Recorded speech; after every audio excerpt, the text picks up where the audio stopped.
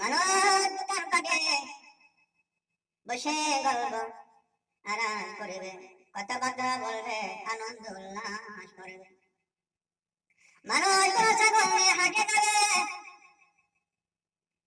মানুষ খেলাধুলা করবে। এরকম সময় আল্লাহ রাব্বুল আলামিন হঠাৎ করে সূর্যের আলো গায়েব করে দিবেন। সূর্যের আলো থাকবে না, তখন পৃথিবী অন্ধকার হয়ে যাবে। আল্লাহ রাব্বুল আলামিন বলেন,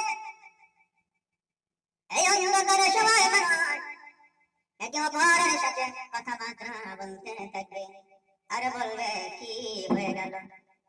অন্ধকার তো এখন হওয়ার কথা না, কেবল বেলা 1টা বা 2টা বাজে, এখন তো অন্ধকার হওয়ার কথা নয়। সূর্য ডুবার সময় হয় না, কিন্তু আলো কোথায় চলে গেল। মানুষ এইরকম ভাবে একে অপরের কাছে কথাবার্তা বলতে থাকবে। আল্লাহ রাব্বুল আলামিন বলেন, এই সময় করে আমি আল্লাহ রাব্বুল আলামিন আকাশের নক্ষত্রগুলো জোরে জোরে জমিনে পড়বে। মানুষ হই উল্লাস করা শুরু করে দিবে, যন্ত্র প্রাণীগুলো ছোটাছুটি করে দিবে,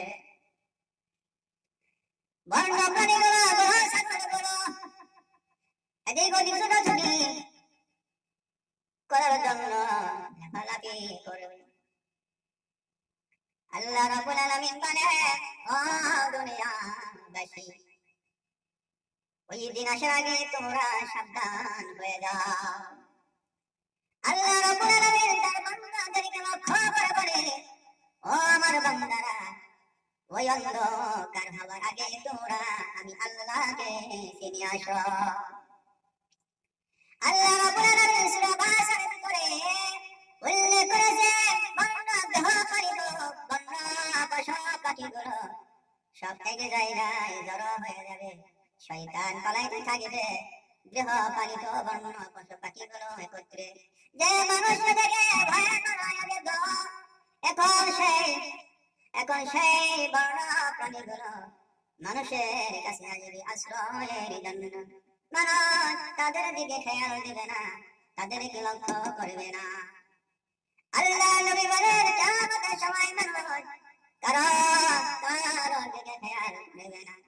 যার যার টাকার ব্যাংকগুলো অমনি পড়ে থাকবে, দোকানপাটগুলো খোলা থাকবে, টাকার গাড়িগুলো খোলা থাকবে, ব্যাংকগুলো খোলা থাকবে, টাকার বান্ডিলগুলো সামনে পড়ে থাকবে। কেউ সে টাকার দিকে খেয়াল করবে না, কারো সম্পদের দিকে খেয়াল করবে না। মানুষের শুধু একটাই থাকবে, কি করে এই অবস্থা থেকে রেহাই পাওয়া যায়। হযরত আলী রাদিয়াল্লাহু তাআলা আনহু এক ইহুদীকে প্রশ্ন করলেন, ও ভাই ইহুদী, তুমি কি বলতে পারো জাহান্নাম কোথায়? ইহুদী বলল, জাহান্নাম হচ্ছে সাগরে।